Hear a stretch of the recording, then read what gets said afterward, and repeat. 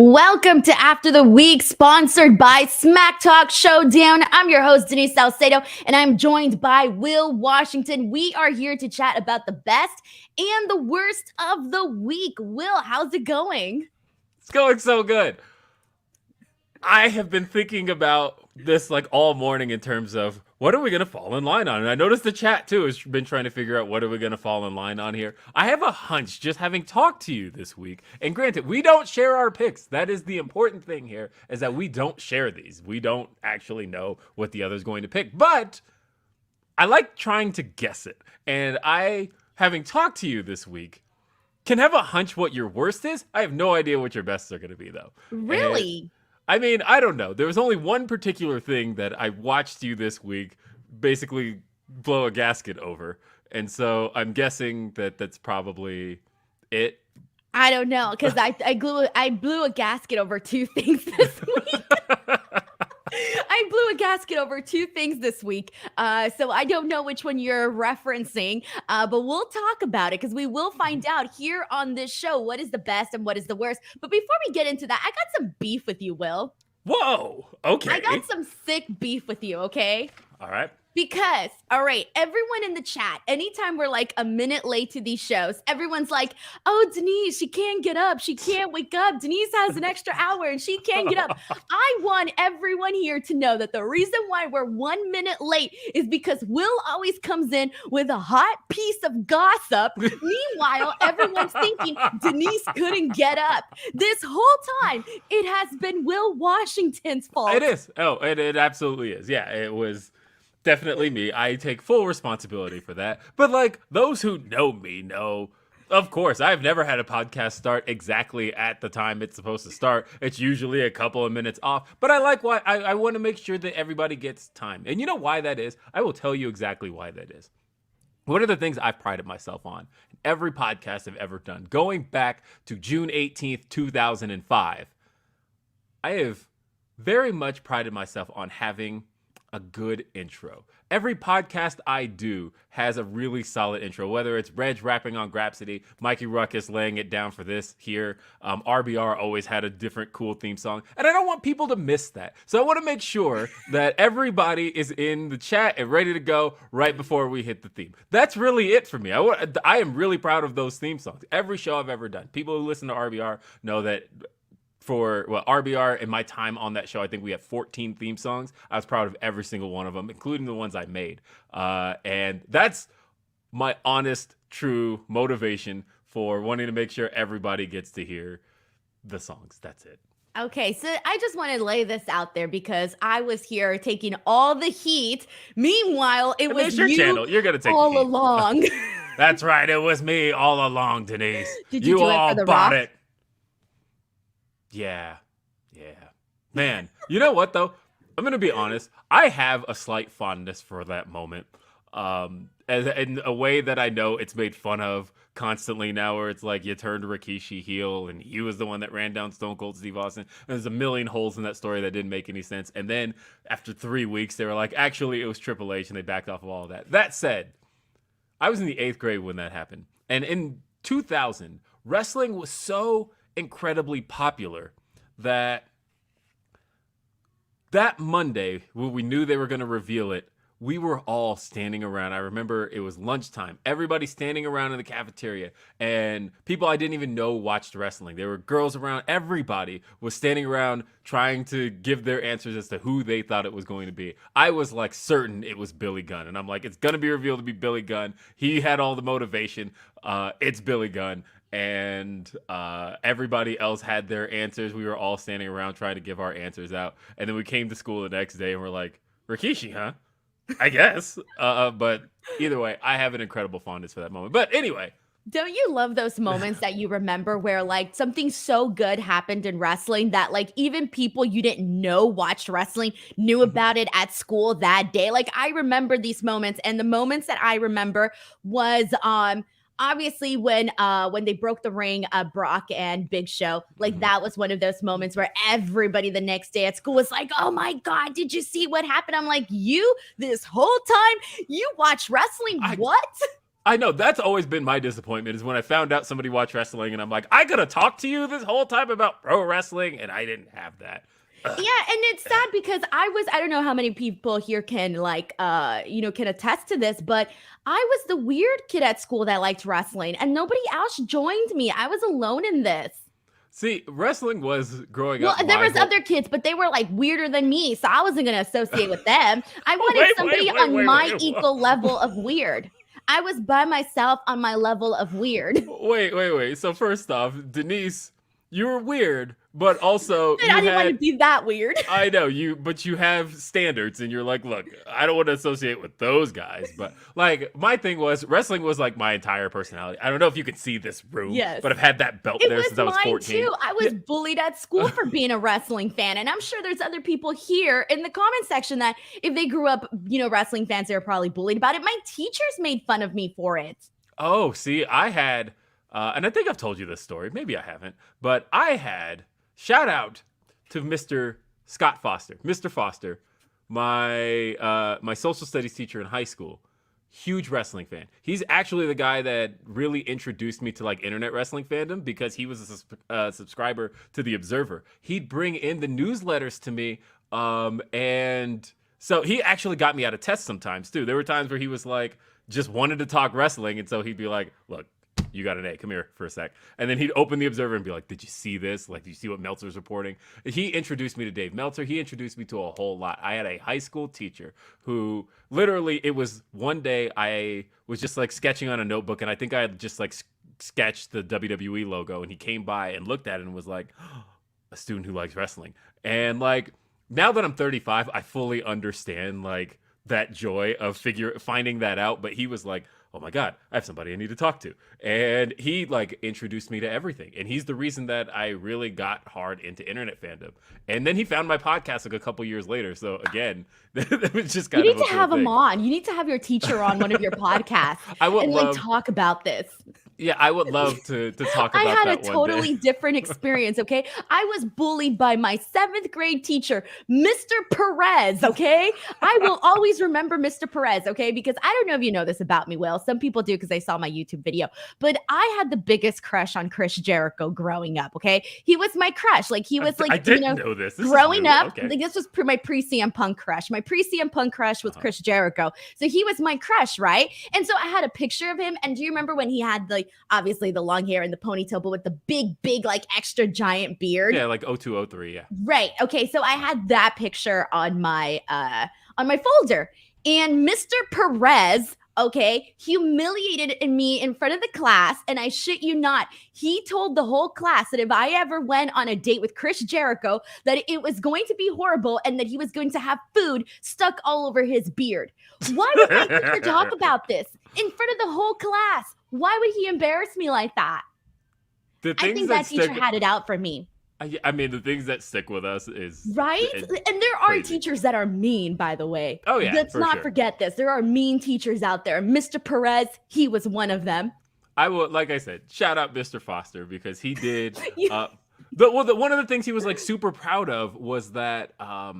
so I guess this is a very Will Washington thing because I used to keep stats. I used to keep like a little notepad of wins, losses, like... The fact that AEW was like wins and losses matter and kept those records, that was like, that spoke to me because of the fact that I used to keep a notepad when I was in high school of everybody's wins and losses. And I wanted to see who had the most matches that year. By the way, in 2004, that was RVD. But I kept stats of everybody's wins and losses and all of that. And I showed my teacher that and he was like, oh my God, this is amazing. And he was like, this is the stuff you do. And I was like, yeah. And he goes, yeah, I think he was like, I gotta tell Dave Meltzer about this, and I know he wrote into the Observer about it, that he had a student who was like obsessive about pro wrestling to the point of where he kept stats on all things. He the one just wins and losses. I kept stats on like finishers, how many won by submission, how many won by pinfall. I used to keep all of that stuff. That was stuff that still to this day speaks to me. And yeah, it ended up making that particular school year like much better for me. So again, shout out I Mr. love Foster. this. It's I good feel stuff. like this is a topic that like people should like write us in and let us know afterwards. Tweet us or comment or whatever. Let us know if you ever had like a moment like this where you were the weirdo kid. What level of weirdo were you? Did Yes, your but teacher have any interactions with you as a wrestling fan? We need to know all this I know. information. Let us know. And let us know in the comments. But also give us a fuck Mr. Perez as well because Yeah, seriously, screw Mr. Perez. yeah. Sorry, Mr. A Perez. bit, Actually, I'm not sorry. Okay. bit- I'm not sorry. I had way better teachers and none of them was Mr. Perez. But There we you got go. his first super chat of the day. A friendly reminder, guys, if you do want to help support this podcast, you are more than welcome to send in a super chat at any point. Matt Logan sends one in saying, so Will, are you going to be at Full Gear? I'll be there, my first AEW pay-per-view. Will you be at Full Gear? Will. Yes, I will be at Full Gear. And yeah, we're both going to be at Full Gear. It's going to Yes, be we are. a good time in Newark. I'm currently, last night I was kind of having a bit of a panic attack about getting back to the airport in time and how much sleep I'm going to get. So We never get any sleep on these AEW trips. well, mainly because I know that the media scrum will probably let out around 2, and so it's like, am I gonna get myself 3 hours of sleep before I got to start heading to the airport? I don't know. What time does your flight leave? I don't know. I think it's super early in the morning, like Yes, super you early. get you Yeah. got a same deal. So either way, yes, I will be at Full Gear. I'm looking forward to it, and I think it's true for Denise as well. Yes, because Denise and I have been at all the same media scrums this year, but we only missed one Tony Khan media scrum, and that was Death Before Which one was Dishonor. that? Ring of Honor? Yeah, Death Before Dishonor in the summer. Oh, yeah. Yeah, Alrighty. that's the only one you and I missed, but we've literally been at all of them this year. Damn, that's pretty something special, I would say. Yeah. Matt Logan, thank you so much for sending in the super chat. Really appreciate that. Let's get into this. Actually, we got one more here from Jonathan Hedman who says, I used to write title lineages instead of learning. I love this. This is really great. Like every little thing that our nerd selves used to do. hmm Deontay Swanier sends in a super chat setting, spreading the love to Denise and Will, ready for Full Gear. Thank you so much to Deontay, and thank you for all the really great tweets that you're always sending in. It's much appreciate them. I see them all the time, and they make me smile a whole lot. So thank you so much to Deontay. All right, so let's get into it. Let's go, Will. Here we go. We're going to kick things off with our third best of the week. This is how we roll. So, Will, you're up first. What is your third best of the week? Don't put me up first.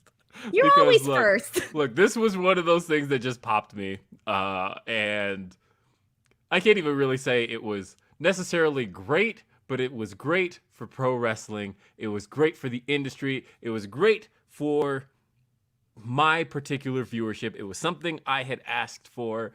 There's a tweet going back. It was my first Dear Triple H tweet, which I've written a number of Dear Triple H tweets. I know which one you're talking about. But Wait, I wrote a Dear Triple H tweet, and in that tweet, I basically said, as soon as he took over, it was the day he took over, it was announced he was taking over creative, and I said, just get rid of the 24/7 championship. It's got to go. And sure enough, now granted, this lost a point simply for the fact that Nikki Cross missed the trash can. But the point was still there. That, look, in May of 2019, maybe it was June, possibly June. I think it was June, actually.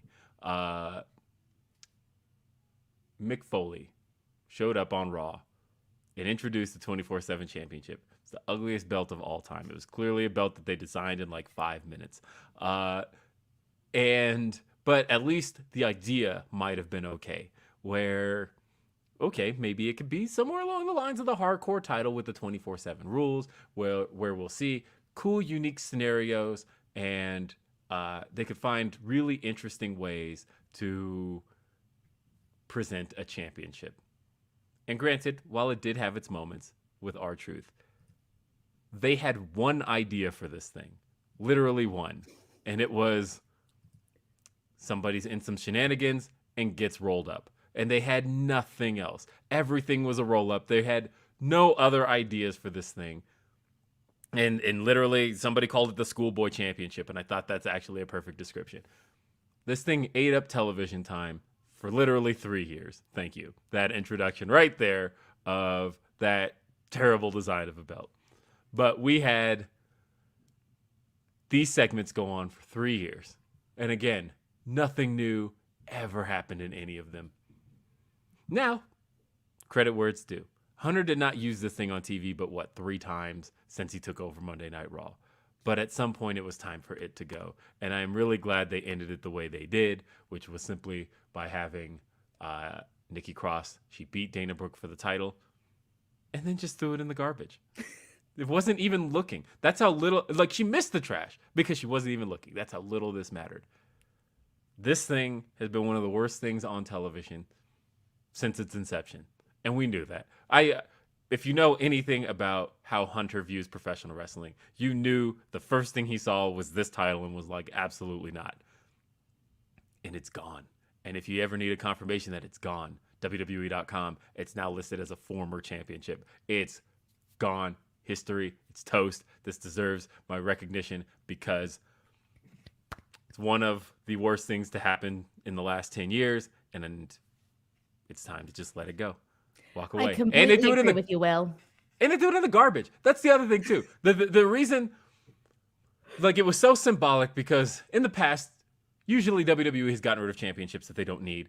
They got rid of the hardcore title, European title, 24/7, cruiserweight. They've gotten rid of the cruiserweight title. And usually it's done ceremoniously. There's some kind of merger between belts. But they literally just threw this shit in the trash. And that, to me, was the biggest, like, fuck this title moment one could possibly have. And I was so happy to see it. Thank you. It's gone. It's like we all just got together and we're like, yes, we are all in agreement that the 24/7 title sucks ass. And this is the thing, man. Every single week on the Raw Post Show, I kept saying, this is horrible. This is not good. What are we doing? I'm so bored. I hate this. You can come up with everything that I've said. And that's the thing. Like, there were some, I think, like, when I think back to the 24/7 championship, there were some good moments with R-Truth just because the guy is legitimately funny. So he was able to make that stuff work. I thought Reggie had some good little spots here and there because obviously he comes from that Cirque du Soleil background. So he was going to, do impressive things that you could go, ooh, ah, about. But everything else was absolute hot garbage. Like, to me, the worst was when they started doing this whole love angle with Dana and Tamina and Tozawa and Reggie and the wedding. Oh my God. It was during that period of this, like the period of the 24/7 championship where I thought, oh my God, what am I doing? Like, this has got to end. And so I'm personally so freaking thrilled that we are over and done with the 24/7 championship. And we don't even have to pretend like it was a good time in our Raw viewing lives. Yeah, no, I definitely, that point especially, we don't have to pretend because when I posted that, I got some pushback on it where I was like, just get rid of the 24/7 You're always going to get pushback on everything. You could be like, hey, user number 2, I'm going to give you $1 million. And someone on Twitter will be pushing back towards that. I know. There was pushback of like, oh, the 24/7 championship's not that bad. It's like, no, yes, it is. Especially because the concept, though, obviously, with the hardcore championship, they could make a lot of cool stuff happen. They could have done a lot of cool stuff with it, but they didn't. That's the thing. It was lazy. It was lazy creative, Will. I wouldn't even call it creative. Right. There was no unique ideas happening with this thing. And I think, honestly, nobody's better off for it. Like, Tozawa's like, this is a world-renowned performer. We haven't even seen him. Whatever happened to Tozawa? That was a world-renowned performer. I don't know, probably in the trash can next to the 24/7 championship. I don't know. But either way, I am just thrilled. I am thrilled that we are moving on. That's my number 3. All right. Well, that's a good number 3, and I like it. Orion Ben 666 sends in a super chat saying, rip the 24/7 title, but I feel sorry for Truth and Dana. I mean, more so Dana, because I feel like Truth has at least been able to, up until his injury a couple weeks ago, but Truth was able to kind of move on. He was doing other things. He had been away from that title for a few months and still on TV. Dana, on the other hand, that was kind of the thing she had. And like, they hadn't even been using the belt on TV the last, 3 months? Since Triple H, yeah. Yeah, but really, it had been a house show thing. They were using it a lot at house shows. And so I'm curious how they kind of filled that gap. Like, I don't even think people know how many title changes there have been over the last 3 months because they keep doing these house show title changes that consistently ended with Dana Brooke getting it back by the end of the night. But they had done a lot with that belt over the last 3 months. So yeah, I do feel for Dana in that Or regard. who knows? I mean, in the way, it could be like something else for Dana to do now. Like she can move on to something else. Who knows? We don't know her feelings on the 24/7 title. I mean, and she might have different feelings, because it at least gave her a little bit of spotlight on the show. So I guess we'll, maybe find out someday. But we got another super chat here from Mr. CJ Lilly who says, I don't even count it as an Alexa Bliss accomplishment. The only time it was a top title, and I'm done with her being a friend of Bianca and Asuka. Thoughts on this, Will? I mean, I'm not done with it per se. I am looking forward to, like, I'm very much looking forward to War War Games. Yeah, and what she's able to do in that scenario. So not just yet. I'm not done with her in that scenario, but I get it. I get that you want to see her doing more solo stuff. Yeah, but I feel like the War Games idea probably crept into Hunter's mind, I would say around SummerSlam. And so I'm saying all that to say, just keep in mind that everything involving damage control, everything that's been involving Bianca being aligned with Asuka and Alexa was to get us to this point, to get us to a point of building two groups up to face each other inside War Games. And now we've got 3 spots that I think are going to be some major returns. I don't know. Do you think, or do you think with a little bit of like, do you know something, Will? Or is this I don't just know you something. guessing? I mean, my Because guessing I is personally don't. I think it's gonna be Mia, Rhea, and like Candice LeRae. I do I not think expect it to be Sasha or Naomi. I think it's Sasha, Naomi, and Charlotte. I think it's all 3. You honestly think so? The reason I think it's all 3 is one. I mean, they sold a ton of tickets in Boston for Survivor Series. Sasha Banks' hometown. There is no way in hell Hunter is stupid enough to do a mystery person thing going into Sasha Banks' hometown where she's traditionally gotten massive pops and not let her be one of those participants. There's no way. I'm not completely sold on it being Sasha Banks and Naomi. I'm not. And the reason for that is like we've seen what she's been up to. And I feel like she's just seen this whole other world outside of wrestling. And I don't know, like, if and when she's returning back. I just, again, TD Garden, it's her home arena.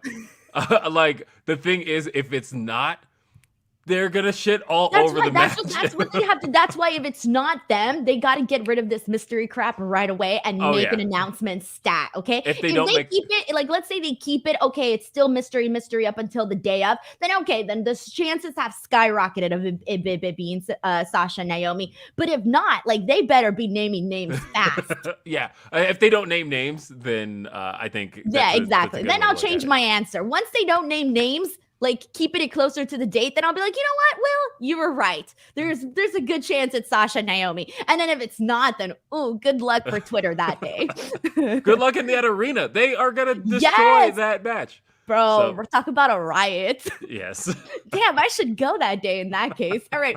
Mr. CJ Lilly, thank you so much for sending this in and getting us going with this hot topic. But now it is my turn for my third best of the week. And you have no idea where my picks are landing today. And here we go.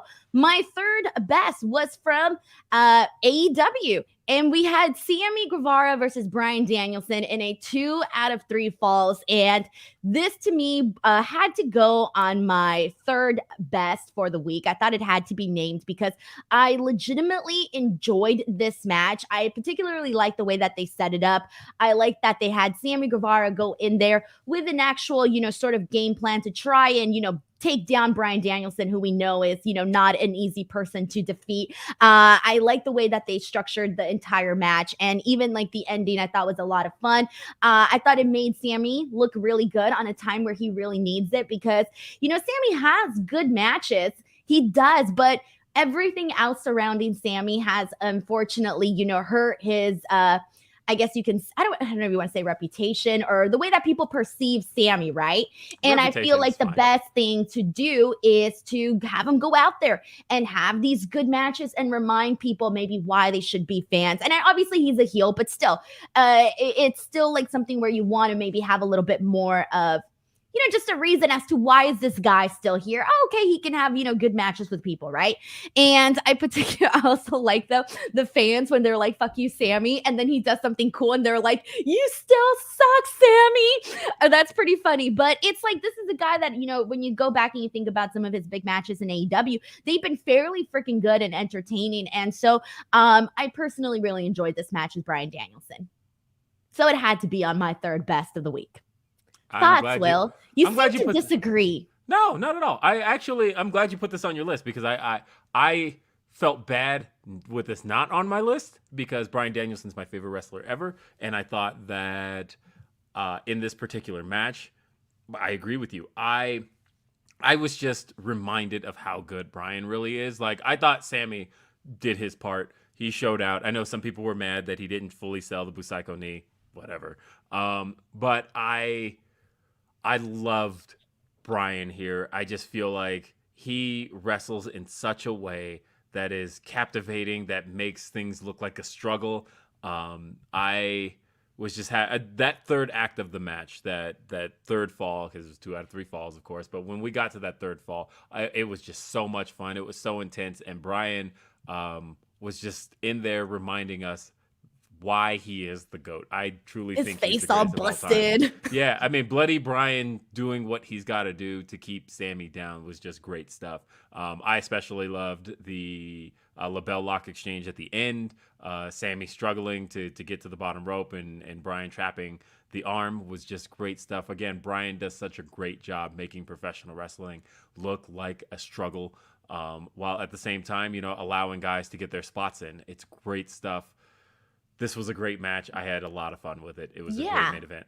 I thought they worked well together too. Like even just that flow of just seeing them, like even just like seeing Sammy run the ropes, Bryan, just everything that they did there, I thought was pretty smooth, pretty fun, very entertaining across the board. And that is something that you should bring up too, that you just did right now, which was Bryan Danielson, helping the younger talent look good. And that's also something that I feel he definitely did in this match. So there you go. That was my third best. We got a super chat here from Matt Logan who says, I will be at Survivor Series. It's my hometown. No Sasha, please. Cena.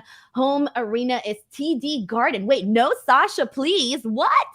I mean, look, Sasha's got her haters, and I'm sure Matt Logan here is one of them. But look, you will be drowned out in that arena. If you've been in the TD I would Garden, not I'm not a Sasha Banks hater at all, but if I were a Sasha Banks hater, I don't think I would be out there showing my Sasha Banks hate. I know her stands are I would get killed. I would get murdered. No thanks. Yeah. No, the TD Garden though, if you've been in that garden, if you've been in the TD Garden for any Sasha Banks entrance, you know how loud it gets in there for her. As a matter of fact, you said Cena's home is a TD Garden. Cena's been booed in the TD Garden in his hometown as a babyface. What are we talking about? SummerSlam 06, they cheered Edge. Matt Logan, thank you so much for sending in this super chat. And I guess we'll find out what the hell happens that day. Thank you so much to Matt for sending this in. Alrighty, so on to the next one. Here we go. It is now time for Will's second best of the week. All right. Well, I knew it was going to be good. I heard it was good, but I didn't know how good until we got to Rampage and we saw in the Eliminator tournament for Full Gear, Rush take on Bandito. We knew it was going to be good. You put those two names on paper, you know it's going to deliver. And I thought these guys delivered a solid banger. And of course, Bandito getting his All Elite graphic afterwards, which is kind of icing on the cake. But this was a hoot. This was so much fun. And I especially appreciated the audience very quickly suddenly learning Spanish. And it just added to the atmosphere of the match. I just had a lot of fun watching it, and everybody was kind of raving about it. Everybody who came out of Aguinaldos Arena that night was like, if there's anything you watch out of Rampage, make sure you watch Bandito and Rush. Like I said, I just thought that they delivered across the board. It was my type of wrestling. It was fun. It was exciting. It was oh Oh, don't worry. yeah. Continue on, Will. Continue on. Okay. Yeah, they're saying you're boo boo facing me. Are you did learn a little bit from Sasha Banks here? What's happening? But the no, I had a blast with this match, and I was worried because it feels like Roosh is being presented as somewhat of a top guy, or at least has the potential to be a top guy. And so I was worried about the idea that I'm like, okay, there's no way he's winning here because then it's going to be a heel versus heel scenario. So it's got to be Bandito who gets the victory. But how do we protect it? And it looks like they did kind of protect it in a sense. I still feel like they're heading towards Roosh versus Hangman somehow. And that's why they're tying in the Dark Order. Regardless, lots of fun. Great match. I don't understand why Denise is giving me death daggers though. So now Yes, I'm these just are gonna my shut up death and let eyes. Just FYI, these are my. I know. I'm causing you harm. Okay, so let me explain to you why I was rather disappointed, and I'm glad that people felt the way that you did. Trust me, because Oh, this okay. Now I get it. okay, Go ahead. because let me explain. So on Friday, I had to kind of run this down because I need you to change your perspective for a minute and get into my body, get into my zone, walk a mile in my shoes here, okay? All right, hold on. What? Taylor Swift. Okay, let's go ahead. Now I'm in Denise's body. Now Let's go. now you're walking a mile in my shoes. All right. When this match was announced as part of the tournament, instantly I was like, oh my God, this is the matchup that, seeing the 4 matches that were announced, I was like, this is the one that I am most looking forward to. This is going to be a banger. This is going to be absolutely everything that it needs to be, right? And to me, it was a real big deal to even have that matchup as part of this tournament. And I actually think that it did not live up to the expectations that I personally had. And maybe those are just my high standards, whatever. But I do have some beef here. And this is my beef. First and foremost, a match like this, personally, I would have first and foremost put it on Dynamite. I don't think this was a Rampage match. Okay, fine. It's on Rampage. Cool, whatever. So it's on Rampage. Why have probably the match that people were most excited for in your tournament right smack in like the middle towards the end of the show? To me, it should have been the opener or it should have been the main event. And you want to know why? Because we got stuck with a super long ass commercial break that we got. The first portion of this match was obviously Roosh starting the attack on Bandito ahead of time, right? Before the match and, everything that they did on the outside. Okay, fine. Then we go to commercial break. By the time we come back, they're like, oh, here are some highlights of the cool shit Bandito did during this match that you missed because we were on commercial break. And I'm like, bro, I was waiting. I wanted to enjoy that stuff like in the moment. I don't want to see no highlight reel. Like I ain't watching for no highlight reel. Like I want to see it all unfold very nicely right before my eyes. Okay. So I thought that the placement of the match was not the best place to put it at. I thought it kind of took away from the excitement of it in terms of placing it where they placed it. Then I hated. And then finally, the match was obviously getting good because, that's what you're expecting, a great match. Keep in mind, I was looking forward to this all week, Will. I didn't even paint this picture yet. The whole week, everything that got me through this was, oh my God, on Friday, I get to watch Roosh and Bandito. Like, that was the thing that got me through the week, okay? So finally, the match picks the match. We finally get to enjoy it. And as I'm enjoying it, as like little hearts are popping out of my eyes and I'm having a bomb old time, all of a sudden, this ends with Jose, the assistant, getting involved, trying to take away the mask of Bandito. And I'm like, okay, fine, whatever, but I don't really like this. Then we have John Silver coming out, and Bandito gets the win with a roll-up. Come on now.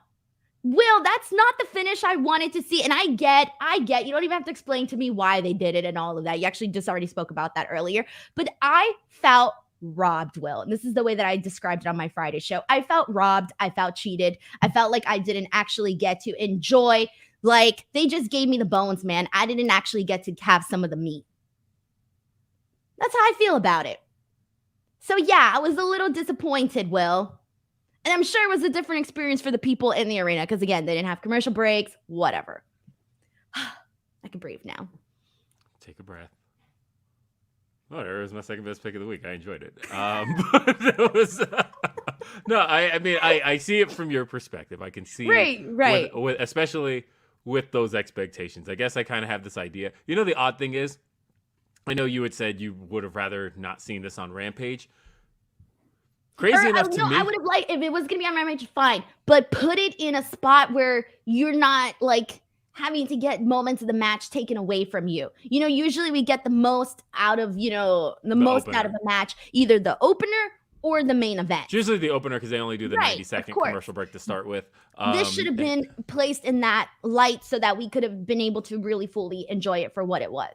Because I'll say this, I liked Rampage a lot this week. As a matter of fact, for being a taped episode of Rampage, I thought it was better than the live. Oh ones. yeah, for sure. I thought that this is more so what I wanted to see Rampage be. As a matter of fact, if the main event had the original advertised Ricky Starks versus Lance Archer match, then having a full episode of Rampage that's essentially dedicated to a tournament sounds fantastic. And I was almost disappointed that we didn't get the full episode the way it was originally advertised, because I loved there being a theme throughout the whole episode and everything is supposed to be leading to this full year. I thought it made Rampage feel more important than it has in the last couple of months.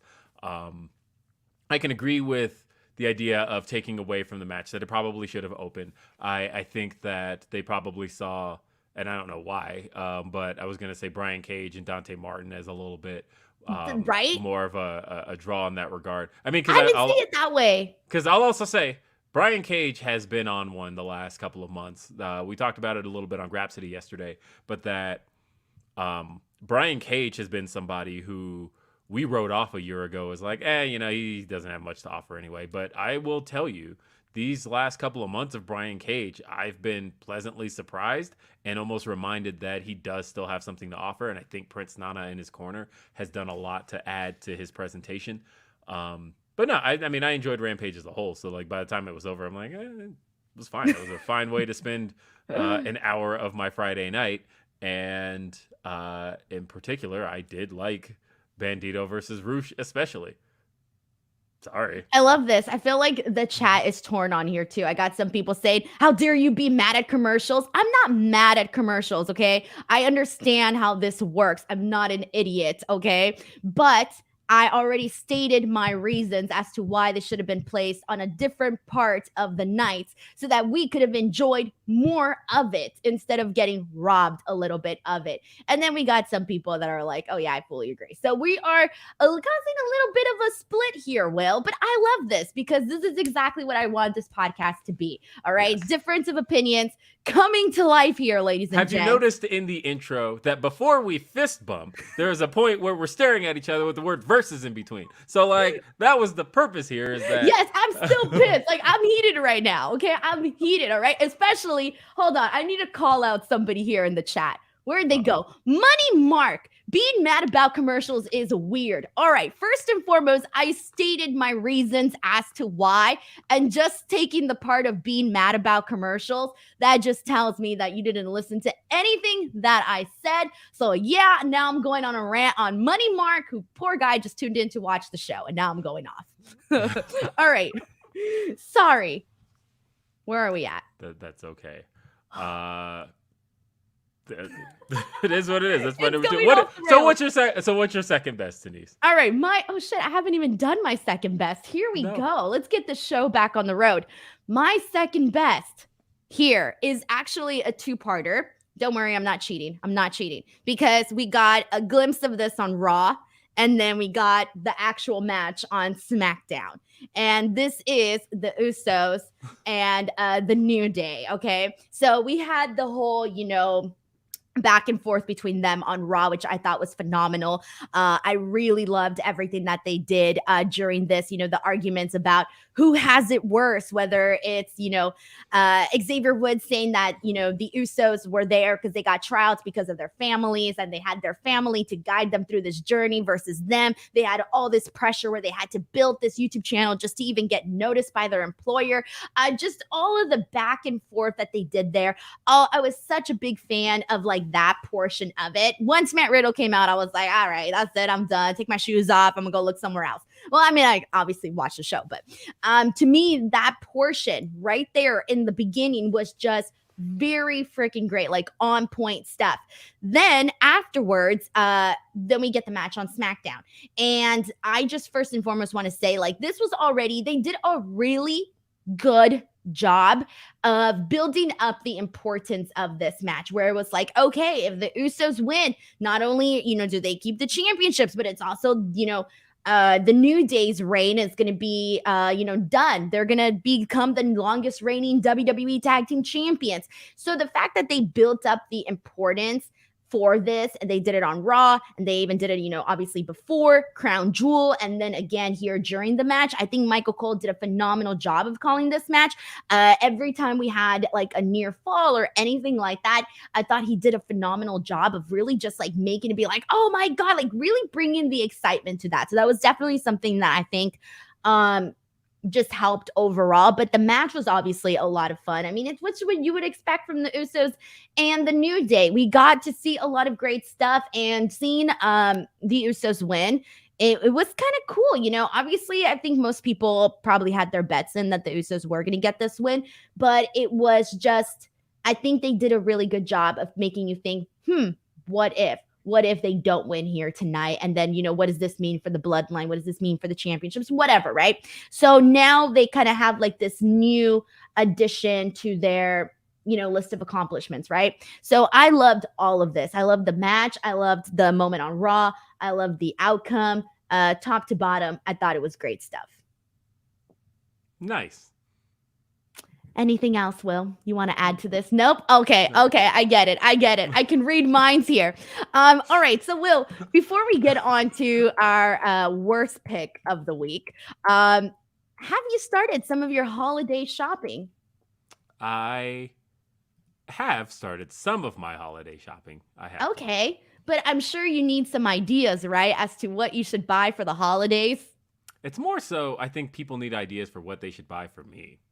Yeah, okay, whether you want to buy a gift for Will or your friend, your family member, or even if you need something for yourself, ladies and gentlemen, the holidays are just around the corner, which means it's time to shop for your friends, your family, or even send out your very own wish list. Either way, whatever you do, make sure to add SmackTalk Showdown to your wish list. No other game will make you or your friends laugh harder while getting to talk smack to each other. And if you ask me, that's the best thing you possibly can do. Now, I own this game. Will has played this game with me, and it is honestly a blast. SmackTalk Showdown is a wrestling card game where players get to play as silly characters while doing funny things, basically whatever the cards tell you. If you want to see how this game works and how much we legitimately have fun while playing, you can check out my Promo Wars playlist, which is here on my YouTube channel, and you'll see what a good time it is. So once you see how much fun it is and what a great gift it makes, head on over to SmackDownShowdown.com and purchase the game. Plus, we have a very special offer for our viewers only. You get a special $5 off your entire purchase. You heard that right. $5 off your entire purchase when you use the promo code Denise. That is right, in capital letters, Denise. Get $5 off your entire order. Head on over to SmackTalkShowdown.com. You do not want to miss out. Your parents, your sisters, your brothers, your nephews, your nieces, whoever's on your shopping list this Christmas season will have a great time playing this game. SmackTalkShowdown.com, $5 off your entire order with the promo code Denise. The link is in the description box below. And shout out to our sponsors for sponsoring us. Alrighty. Will, next up, we got a super chat here. We got a couple of super chats. We got one from Orion Ben 666 who says, my commercial rant, having the break include the Wendy's Big E ad during this match was a mistake. Made me go, why didn't we have Big E at least announced? I tweeted this a while back. When was it? God, I think it was on Raw when I saw this commercial. They should have gotten Big E to promote the Big E bag. It was right there. Right there. Have you seen this commercial, Will? Mm-hmm. Of course I have. And yeah, it's easy promotion. I'll talk about a little bit of this in just a bit, folks. Spoilers. Okay. Orion Ben 666, thank you so much for sending in this super chat. I really appreciate that. All right, so let's get into this, guys. It is now time for our worst pick of the week. Will, What is yours? All right, mine is Usos and Uda. No, I'm kidding. It is. uh, I thought one thing had this in the bag, but then last night everything changed. Because I have to give the ultimate shout out because it's probably the only time they'll get a shout out on this show, and it is to our friends over at the National Wrestling Alliance, otherwise known as the NWA, who in their aptly titled Hard Times show this week. You watched it? Oh no, not a chance. But it's more so the result. Because it'd be one thing if they didn't spend the whole week basically talking about, and it's funny, we just talked about this on Grapsity. We didn't intend to be the catalyst for a whole lot of this conversation, but somehow we were. In that Billy Corgan, of course, was interviewed about various things relating to upcoming NWA pay-per-views, and he was asked about there being another Empower pay-per-view, and he had a bone to pick with statements made by one Maria Kanellis, and my brain went, Maria Kanellis? Didn't she make those statements in an interview with us? And so then I went and I clicked the link, and I was like, yeah, she sure did. That's what this was all in reference to. And basically it spawned this whole discussion over whether or not there's enough women in the industry that could work the NWA style, as it were, to produce another Empower pay-per-view. Could it be successful? And you had guys like Trevor Murdoch chiming in, talking about, well, yeah, there's plenty of women out there, but can they really work our style? You want to talk about our style? Tyrus, are you kidding me? What is your style if Tyrus is your champion? Is the style old and can't work? Because if so, then yeah, there's probably not enough women out there. But Tyrus is your world champion. Tyrus, the NWA World Championship, considered by not many to be one of the most prestigious championships in the history of the biz. It definitely, that 10 pounds of gold does have a strong, strong lineage. But it ends here because look, I wasn't even one of those guys that like truly hated on Brodus Clay back in the day. Like, I thought he stunk, but at the very least, he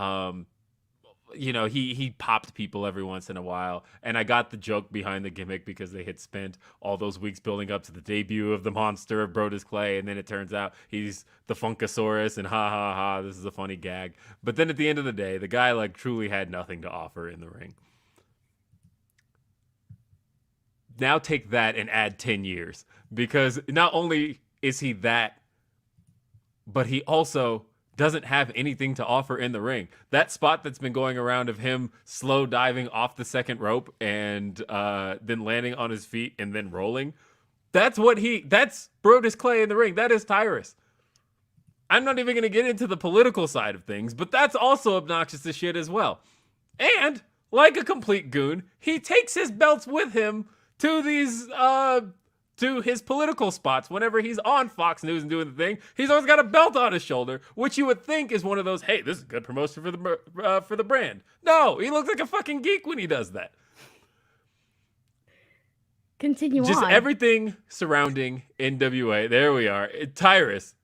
Look at him. He looks like Father Time.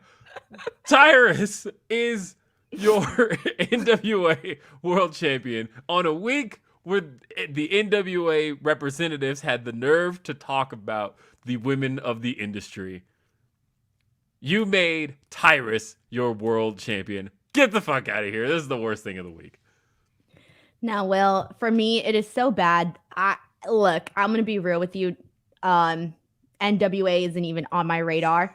I don't even when I have to cover it, because I have to talk about the news. It's been one time, and that one time was this week because obviously I had to discuss the whole situation with Billy Corgan and Nick Aldis and all of that. But I do not watch NWA, and I feel bad because there are some people that I know that they're part of the roster that this is not a real opportunity for them, but the product is so bad, it's so boring and just so bad that I can't even get myself to even care.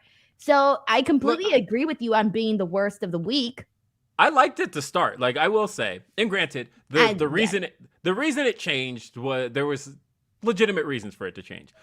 Because at the end of the day, there was so when the brand launched in 2019, when NWA Power launched, that was actually an entertaining show. I found myself watching it pretty much every Wednesday morning. I would throw it on, and I would always find myself walking away from it pretty entertained. I also, for those who may remember, participated in an episode of in an NWA episode way back that's now scrubbed from their YouTube, and you have to pay to find it, so I'm not even going to link you to it. But I did get to do some commentary over an episode. All of that said, when the show went down due to the pandemic, and then obviously in 2020, Dave Lagana, head of creative for NWA Power in particular, he was, of course, a lot came out about him and speaking out, and it turned out that he was actually let go from WWE for some of the same stuff. So, good. We got Dave Lagana out of here. Should have been gotten out of here. But they didn't replace him with anybody creative. And so when they returned, the show just didn't have any of the spark that it had once before. And it's been a struggle ever since. And I have checked out as many shows as I can to see if they could find just a little bit of what they had in 2019, back when they did have Ricky Starks there, back when they did have Colt Cabana there, back when they had Thunder Rosa, when the show did feel like it was on a little bit of a roll, but they do not have it anymore. And when you talk about anybody, when you talk about NWA as a promotion, you talk about what's worthy of being on an NWA product, the answer, you guys, should be anybody that's willing to work this show, because the show fucking sucks. And instead, they went on about people who are worthy of what the brand has to offer. And the fact is, like, Tyrus? Tyrus, are you kidding me? Tyrus. Shit out of here. Tyrus. I'm sorry, I'm done. No, it's okay. It's fine, because I feel like I'm just glad you're not like an NWA super fan, or else we probably wouldn't be bonding on this podcast. No, but I'm the NWA super fan. But Will, it's just so bad. And I've gotten, like, here's the thing, and I'm going to be completely realistic with you. Now, I've met Billy Corgan. He's a very nice guy. Very nice guy. I love his music. Love his music. I have so much respect for him as a musician, as an artist, as all of that. With that being said, I think he has done a really just not great. I'm trying to be nice here. This is me being nice. I don't think he's done a great job with the NWA. In fact, I think he's probably one of the worst people in terms of like running his company and just like what we're seeing be put on there. Okay. Like, it's so bad that I won't even watch. Even if you were like, you know what, Denise, we're going to pay you X amount of monies to cover NWA on do a 1 month show. Once a month, recap what's happening on the NWA. I would say, you know what? Pass. That's how bad it is. I wouldn't even want to get paid to watch the show. Okay. And that's rough. I'm going to be honest with you. Okay. Now, on top of that, we need to talk about this too, and Sheldon Jackson brings it up here on a super chat saying, I thought Will was going to go with the Nick Aldis, Billy Corgan situation, talking about the business in public for everyone to see. I have so many questions here in terms of when Nick Aldis was Brutus Magnus, in Impact, I was such a big fan. I loved Brutus Magnus. I know, right? I was a fan. Color you shocked, whatever. I was a fan of Brutus Magnus. And again, another really nice guy who, I got to meet when I was working with, one of the companies out here. And so with that being said, I always thought like, oh, this guy's going to go out, he has a great look. He's going to go out and do all of these really great things and this and that. I don't know why he spent so much time in NWA. But like, why? I know the money is probably the reason, clearly. No, I think there was but why? I think there was a sense of loyalty to trying to bring the championship back to prominence, because a 5-year loyalty?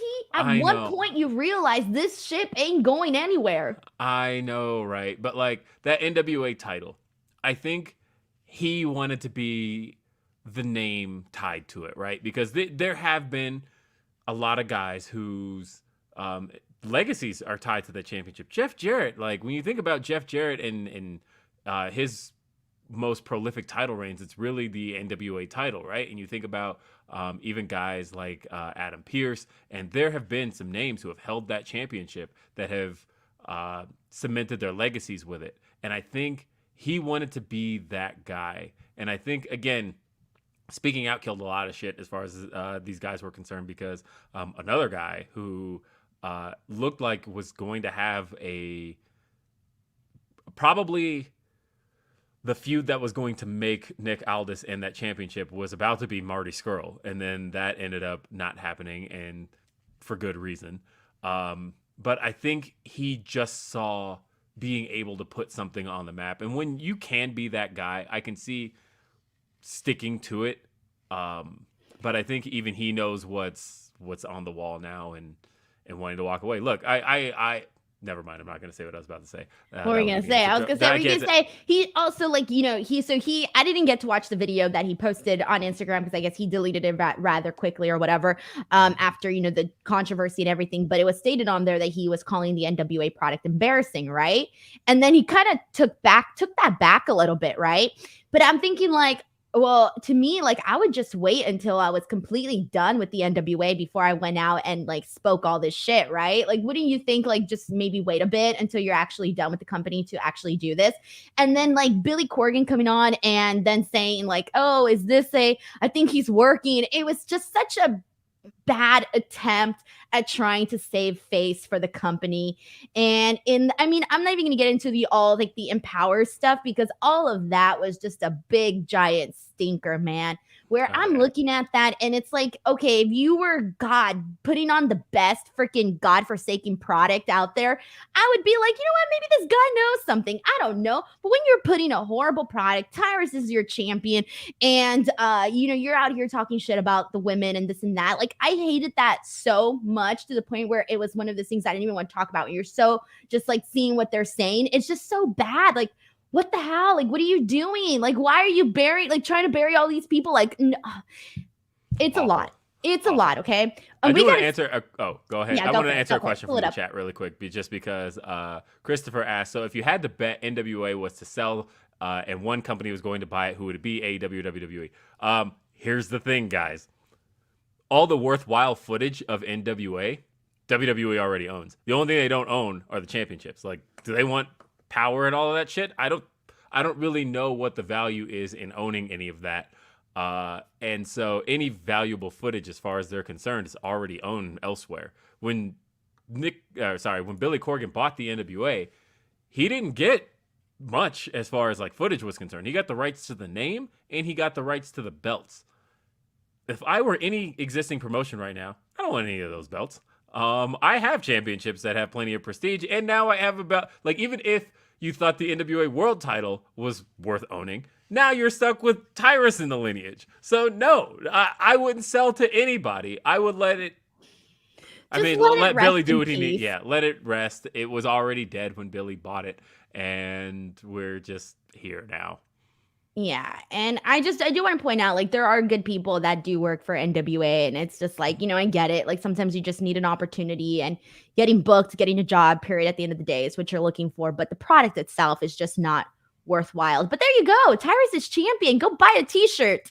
Sam Fine sends in a super chat saying, first time joining with Will as guest. I like it. Will's a permanent person here. Guest. Permanent. This is my house. You've been tattooed on this show. You are permanent. Yeah, you see that down there where it says Will Washington and has my name? That graphic doesn't change.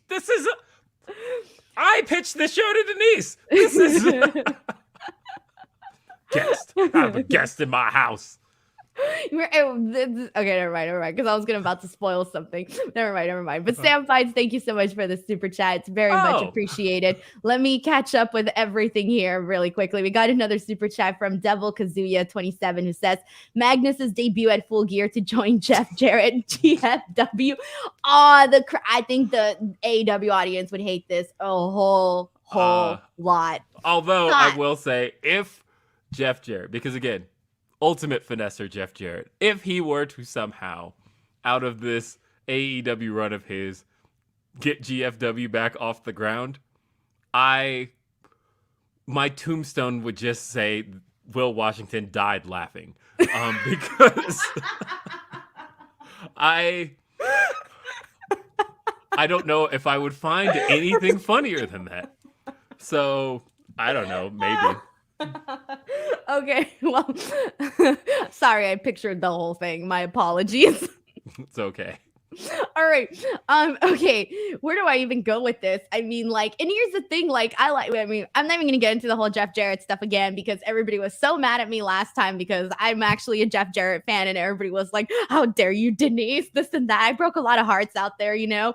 But with that being said, like, you know, Jeff Jarrett, for the most part, is, you know, loved by people and promoters and stuff. He's worked pretty much everywhere at this point. So you know, we'll see what the hell happens. And I wouldn't be surprised. Do you think we could expect Nick Aldis in AEW, or do you think he'd In probably go to AEW WWE? at some point. So the hard part is I mentioned this on Grapsody yesterday, so sorry if I'm repeating a point, but WWE is very much in this mode, and maybe it'll change, but right now the mode seems to be pretty solid, which is that they're not debuting new people on the main roster. Everybody that's come to the main roster during the Triple H era has either been an NXT call-up or has been in the company previously. But as far as new people are concerned, they're kind of being brought into NXT, and that seems Hunter has implied that that's kind of how the system's going to work. There's even a story in the Observer this week about how part of the reason Bandito chose AEW over WWE is the fact that he didn't want to move to Orlando. His family, his wife didn't want to move out of Mexico. Yeah. Right. And he wasn't trying to live in Orlando and start with NXT. I get all of that. So, all that said, thinking about Nick Aldis, where he is in his career right now, could you imagine starting him in NXT? And so, like, I feel no one should bring him in if they don't already have a creative plan for him. That's pretty much my bottom line. I think that it's not that he's a bad worker, because I don't think he is. I don't think he doesn't have anything to offer, but I don't think he's somebody that you can just kind of bring in and let toil the way that AEW is kind of known for this last year, and that WWE has been doing with all these returns. He is somebody you should have something creative for if you're going to bring him in. Right. And again, I do think like if he were to go to WWE for something, I think he'd fit in pretty well for the most part. If they have something for him, like you said, some creative idea, I wouldn't see any harm in that, you know? Here we go. We got a super sticker from Edward Perez. Thank you so much to Edward Perez for sending in this super sticker. It's very much appreciated. Seriously. Okay. So let me just catch up with everything. All right. Now it's on to my worst pick. Jesus, I went off so much on your worst pick. It should have been mine. It's okay. I'll have plenty to say about yours. Oh, okay, great. Okay, here is my worst pick of the week, and I think everybody already knew this. They knew that, like, when like the moment happened, it was the thumbnail. Only reason I didn't pick it. Absolutely nobody is surprised whatsoever, and that is the Austin Theory cash-in.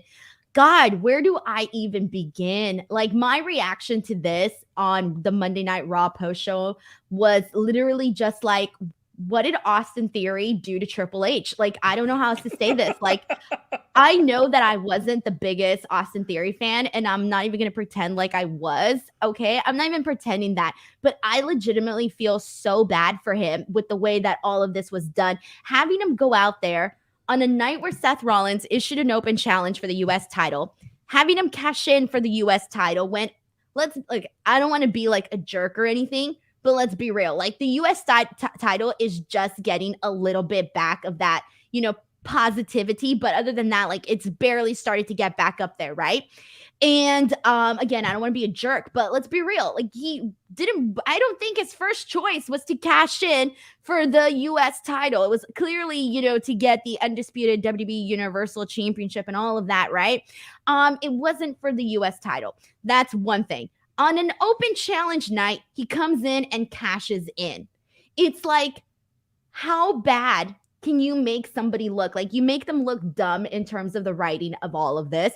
Then he goes out there, and I'm thinking, okay, fine. If he wins the US title, good for him, right? Gives him something cool. We get some sort of payoff for this, I guess, you know, whatever. On top of this, the man gets beaten alive. He loses his match to Seth Rollins. Bobby Lashley literally kicks the living shit out of him. I mean, the man was stomped down, spit on, and stomped down again, to the point where I'm like, what did he do to Triple H? What did he do? What does he know? Does he know a secret? What's going on here? This was so bad. They did Austin Theory so dirty here. And I know, trust me, I know I was not one of the biggest fans of Austin Theory here, but I still think he has plenty of more upside than some of the other people that I've been seeing, where I'm like, you know what? Granted, I wasn't the biggest Austin Theory fan, but that doesn't mean that things weren't getting better. That doesn't mean that that there could have been something more down the line. And it's got to the point where I feel they killed his reputation, to the point where if you want me to take Austin Theory seriously in a month from now, how can I, after the events that unfolded here on Raw? So that is personally why this is my worst of the week. Will, So, how did you feel about this? So, first of all, the chat was having so much fun with this picture. What's wrong with the picture? Oh, it kind of looks like he's doing butt stuff. Yes. Hey, I got this picture because it was the best one with his face. Because in YouTube you have to post pictures with people's face showing. And so that's why I chose this picture. I went on WWE.com, and this was the best one that they had with Austin Theory's face on it. Yeah. Everything else is like the back or like an action sequence. So this one worked the best.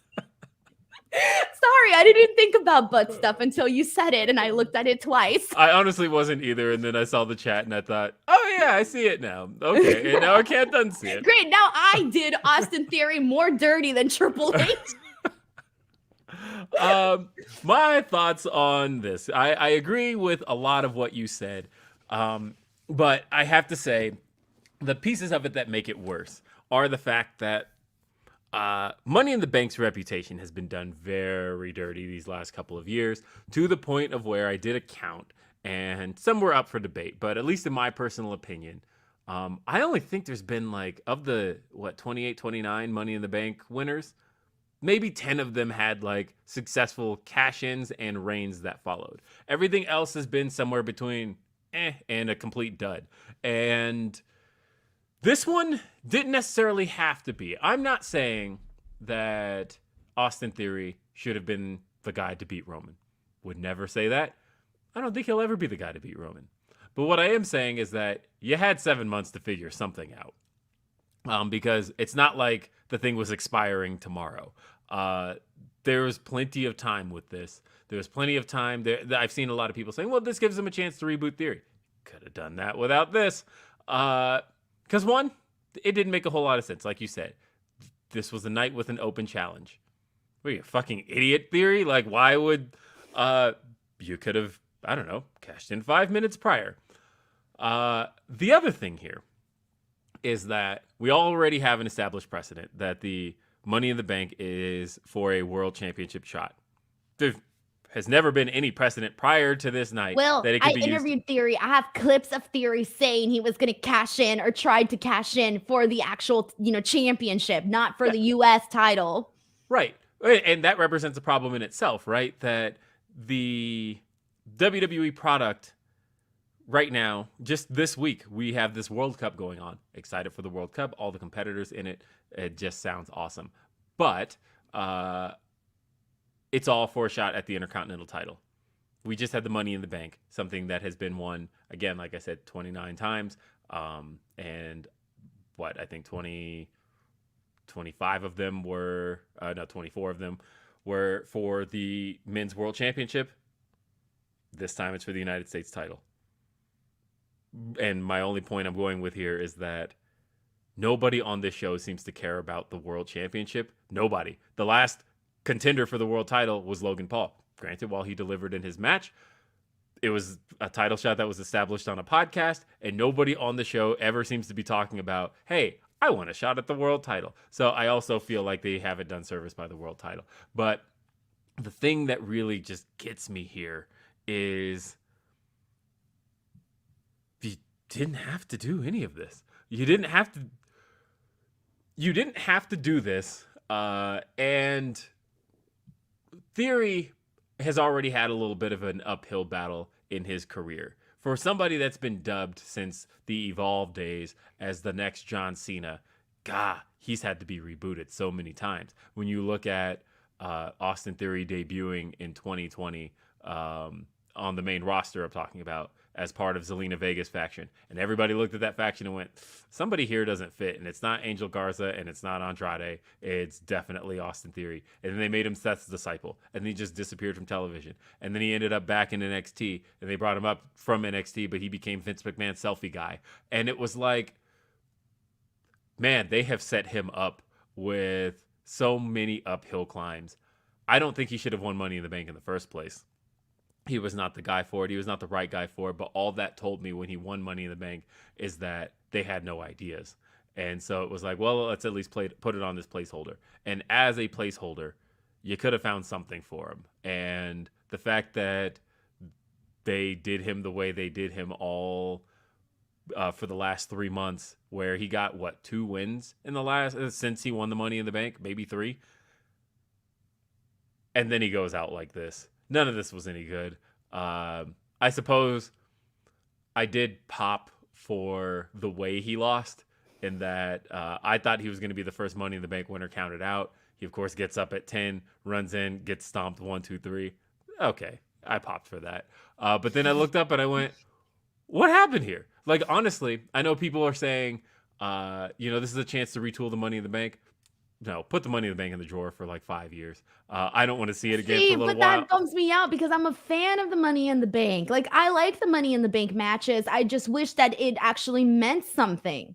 But I'm a fan of the concept, though. I like the Money in the Bank as a ladder match, but I've been saying for a little while, they've run out of ideas unless you have a new idea, unless Hunter is like, to me, it's an easy way to get something entertaining on your show if you have the right person winning it. But no, that's the thing, is all the cash-ins have been the same these last few years, and I am tired of seeing world titles change hands in matches that were 2 minutes long. Like, at this point, if that, some of them have been like 10 seconds, depending on how the cash-in went. You got to come up with a new idea. If Hunter doesn't have a new idea, put Money in the Bank away for a few years, because I feel like they have stomped all over the uniqueness of what made Edge's cash-in so good. And it was like, oh, this is a creative idea. Can't believe Edge just came in after a match ended. You got a bloody John Cena, and he took advantage of it. And now we've seen that 20-something times now. I'm over it. Do something else. Find a new way to crown contenders. But I think Money in the Bank is done as a concept. And I think shitting on Theory the way they did, I agree with you. The only reason I didn't make this my worst is because, 1, I knew you would. And 2, I wanted to give Tyrus a brief. But I agree. Well, it's safe to say Tyrus ain't a fan of our podcast. Yes. Matt Logan sends in a super chat saying, Elite on Wednesday night, ? Hob also getting gearing. House of Black. Oh, House of Black. I'm a Hob. House of Black also gearing for a return. Yeah, I'm really excited about. I've been liking what they've been doing, those vignettes that they've been doing with Julia Hart and bringing back the House of Black to life. I like all of that. Do you think that the Elite are going to be coming back this coming Wednesday? I think we at least get the announcement of the match. I don't know if they show on Wednesday, but I think that now that we know Death Triangle, and they're Death Triangle facing Top Flight and AR Fox, if you are a fan of spots, this match is going to be for you, and by that I mean me. But yeah, as soon as that match is over, I bet you some form of challenge exists, whether it's Death Triangle making the challenge to the Elite or the Elite actually showing up and making the challenge. But we know the match will be on the card by the end of Dynamite on Wednesday. And then as far as House of Black is concerned, where do they fit in with this?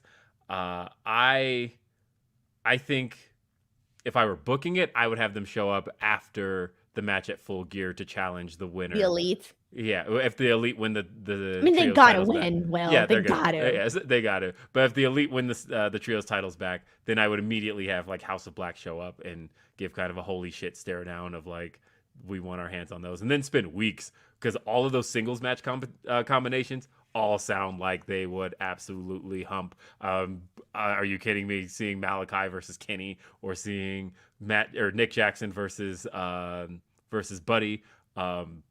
Hell, there's so many combinations I would love to see there one-on-one before we get to that actual match.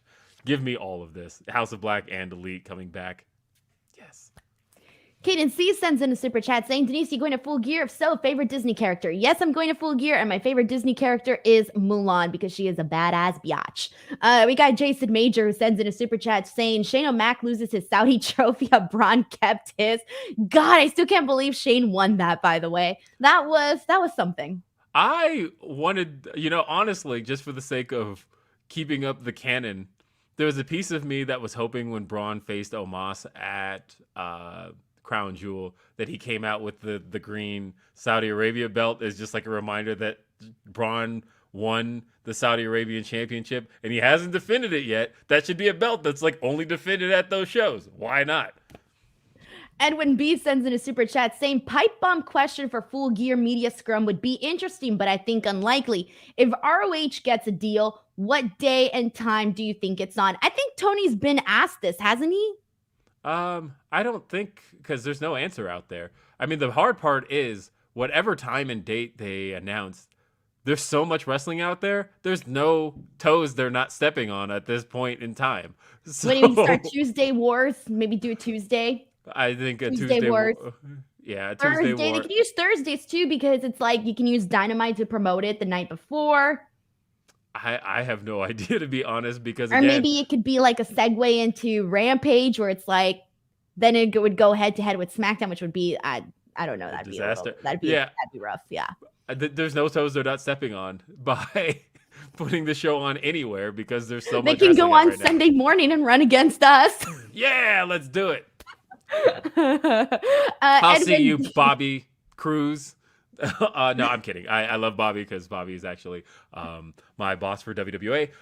And so check out all the content I do at WWA and because Women's Wrestling Alliance rules.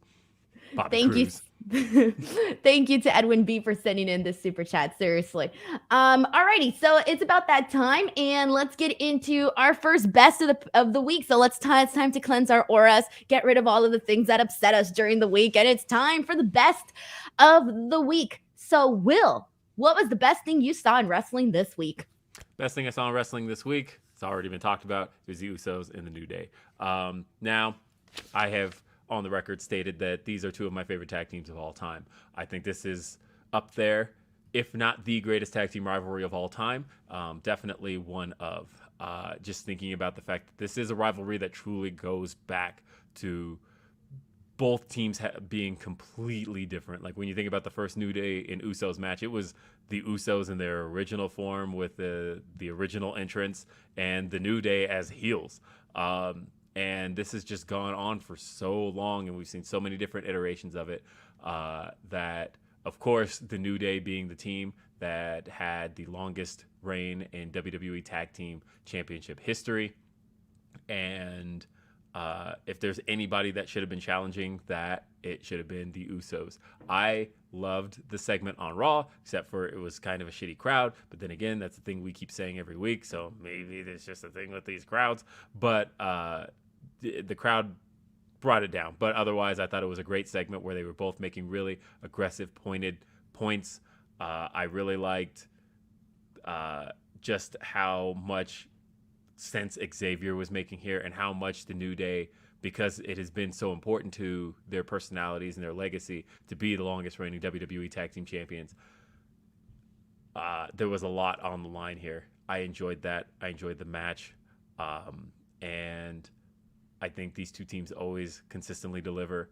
Opening SmackDown, this had a hot crowd. On the other hand, SmackDown, they were very into this. This was a very exciting match that at no point did I ever think the Usos were going to lose, because just look at where the Usos are right now. It's not going to happen. But at the same time, I liked the fight that the New Day put up. I think the New Day is the greatest act in the history of pro wrestling. And the only disappointment I had here was that I would have loved to have Big E here in some capacity, even if it was just on commentary or something. But regardless, this was phenomenal. This was my favorite thing this week. These are my two favorite teams. I enjoyed everything about this. Denise really laid out a lot of why this was great, but I get why her number one is her number one. I haven't even said my number one. Jesus, Will. All right, mi numero uno. Here we go. My number one pick for this week, and the best thing I saw or that I really enjoyed, definitely. Why are you rolling your eyes? I'm not rolling my eyes. What I'm actually doing is looking at the description of this show. Oh, Um, okay. Just making sure. I mean, it was in the description of the show. My number one pick was definitely Saraya and Britt Baker's promo, back and forth that they did on Dynamite. And the reason why I really enjoyed this was because, well, you and I were here talking about when I had to vote Saraya's promo on the second week that she did on Dynamite, her promo. I voted it one of the worst things we'd seen that week. It was what it was, right? We already spoke about that. But this to me was the first thing that they did in this Britt Saraya feud that actually meant something. I felt that this really, really needed it because Saraya coming back and wrestling, it's a big freaking deal, right? And it was like she came back and it was the big moment. And then the following week, everybody was talking about how horrible the promo was. And the excitement, I think, for Saraya kind of felt like it faded. And I thought, oh my God, they really need to find a way to get people to be, interested in this again. We know that this is going to be a match at Full Gear whenever they do announce it, but what can they do to make people just get a little bit more excited about Britt and Saraya? And one of the things that I had said the week before was Britt is so good at the trash talking, and I love her on the mic and all of that. I want to see some of that unfold here. And when Saraya did that interview with Renee Paquette, she was so natural and just having a good time talking. And I'm like, okay, we need that plus what Britt can do and really make some magic here. And this was finally the first thing that they did where I'm like, yes, this was a great way to promote this match and to kind of make it feel, special all over again, like the same feeling you had when Saraya came back to wrestling when she debuted on AEW. So the other thing that I really loved too was really just the back and forth here because, like I mentioned, Britt was really good at the shit talking. So when she was coming out here and she was saying that, because Saraya saying oh, this is my house. If I were Britt, hell yeah, I'd be pissed. And I thought Britt brought up some great freaking points where she was like, I don't recall you laying any bricks to the foundation of AEW. I was here, and this became a place that now wrestlers, and then she corrected herself and she said, no, superstars like you want to come and be a part of. So I really liked that portion from Britt. But I thought what really got me here was Saraya just going and announcing that she was cleared. Okay. I think that was really the thing because you could easily see all her feelings and emotions coming out of her. When she said the words, I'm 100% cleared, you can tell that it was just holy damn, this was, a struggle that, she'd been through for years. And, I'm sure she thought that she was done. She was never going to go out there and wrestle ever again. I know that she recently spoke about this with Renee, where she said that she is going to be doing right now one match a month because of her status and all of that. But it's just something that you didn't have to fake the emotion. It was there. Then on top of that, when she started talking about how Britt Baker doesn't know what it's like to be a superstar, and she says, I've been publicly humiliated. We know a lot of Saraya's past and stuff that she has been humiliated for, a lot of her personal stuff that has been put out there for the entire world to see and for the entire world to judge her on. And she talks about having to battle, a drug addiction in the public light. It's damn, when you go through something like that, you and I will, we can't speak on that. Saraya can because she's the one who went through all of this publicly. It's one thing to go through something like this in the privacy of your own home, but to be a public figure and to go through something like all of that, it's a lot. And I think that the emotion really, really came through in this promo. And that is why I have to give it my best of the week. It did so much for Britt Saraya. It got us back to being excited about Saraya coming back. And I just thought that the overall material was really good. And I will say this, and I said this on my Dynamite post show, I do think the women had the best segment of the night, not just, and obviously it's my best of the week, but I was happy too that it was the best of the night because let's be real, we only get sporadic moments with the women on AEW. And so when they really knock it out of the park, I feel like it just feels extra special. Yeah, it's kind of crazy to think that there are 3 active women's programs going into Full Gear, and all of them are fully active women's programs that are all getting time. And as far as this segment was concerned, I almost texted you. I had a message in the drafts, and then too much time passed because I forgot to hit send. But literally, when she said she was 100% clear, I started to tear up a little bit because I felt that. I felt that from her. I just felt that coming out. And regardless of how you feel about Saraya, that's one of those things where anybody who had their career ended in a way that wasn't on their terms, that's something special. That when they get to come back and finish it out their way, and I love that she's getting to do that.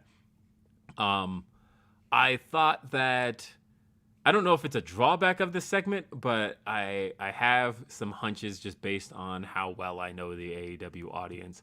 But I wager, just based on the things Britt was saying, you could kind of sense in that arena that what Britt was saying was resonating with the fans more than what Saraya had to say. And I have a feeling that Newark, New Jersey is going to be Britt's house. You think? I fully think so. Well, because they tend to be like anti all the WWE people coming in and stealing those opportunities and that spotlight from people. But I feel with Saraya, it's different. The situation feels different for me. When she said, I built this house, I laid the bricks, they were chanting DMD. I think that stuff resonates with AEW fans more than really anything Saraya had to say. I'm curious to see how this all plays out, but I think Full Gear is going to be a Britt Baker home. I think that they're going to cheer her over Saraya. And that's not necessarily a bad thing. I think that, look, Saraya's worked a good heel in her career before. That's actually what happened that turned her main roster run around, was turning her heel and giving her that run against AJ Lee. You can do it. I just think that it's going to have to be the course they take if those fans do what I think they're going to do, and I think they're going to do it. We'll see. Well, they're going to have to find a way. They're going to have to really, really read the room. And I mean, it's because I think regardless, Saraya is going to get a positive reaction when she comes out, because it's like her return. Come on, like this is her first match back. I'm sorry, but I cannot boo Saraya coming out and like booing her on her first match back when she's going out there and literally putting her life on the line each and every single time. Like, I can't boo that. I know. I think that I think the thing that sticks with AEW fans more than anything else, and we saw it last May with Ruby Soho versus Chris Statlander. Oh, we did. We saw AEW that. AEW fans love their homegrown people. And I was so, oh my God, I felt it too that day. I was so, like, I love Ruby Soho, but I was mad when she won. Even I was like, come on. I was like, what the hell's going on back there? It was one of those things that everybody was upset about. AEW fans, they want their homegrown people. They want it over anybody else. We just saw it with the Acclaimed over Swerve in Our Glory. It's going to happen. I think that, which is weird because, like, if you think about it, it's like, okay, Ruby Soho, she comes, like, if somebody makes their debut into AEW, it's like, woo, huge reaction, right? Huge reaction. And then down the line, when you see them start to get spots over the AEW homegrown talent, you're like, F this person, like, why are they getting? So it really switches. I think it's like pop for when they arrive. And then if you don't really like love this person, because Bryan Danielson, obviously he's not going to get that reaction. He's Bryan Danielson. Like, people are going to love the guy, Yeah. But for certain people, they will be like, nah, I'm not really all that interested. Either way, I'm looking forward to it. So that was a great number 1 pick. And that was a great show overall. All right. Well, we definitely did a pretty lengthy show today. So, Will, thank you so much for taking the time to do this show. Thank you to everyone who literally tuned in. We are seriously growing each and every single week, which is very exciting. I'm so happy that this podcast is just like growing every week. Will, please let the people know where they can follow you and all of that good stuff. Of course, you can follow me, William RBR. Big thing, though. that as far as this show is concerned, next week we will not be on at our normal time because we got some travel ahead. And with traveling back from Newark, we will still be doing this show next Sunday, but it'll be at a special time, which is 8 p.m. Eastern, 5 p.m. Pacific, right here. We're still here, youtube.com/Denise Salcedo. So definitely stick around with us. It's going to be a rare evening primetime Sunday night edition of After the Week, but we will still be here next week. But it'll be a loaded one because we'll have full gear to talk about too. So, and we'll be at the show, and who the hell knows what's going to happen if they do a media scrum? Who the hell even knows? We'll figure it all out. So it'll be a fun one. So there will be a special start time next week, but keep an eye out. I schedule these shows in advance. So if you forget, you can just come here to the page and it'll show you when the show is going to go live in your time zone. And if not, I will be constantly tweeting about it and all of that. But as for me, guys, please just subscribe to the channel. We are still growing. We have surpassed 76,000 subscribers on here, which is just freaking incredible because it gives us opportunities like having SmackTalk Showdown sponsor us. So just all of that really, really helps. So thank you guys so much for being here each and every single week. As for Will, for me, we will see you guys next time. Bye, everyone.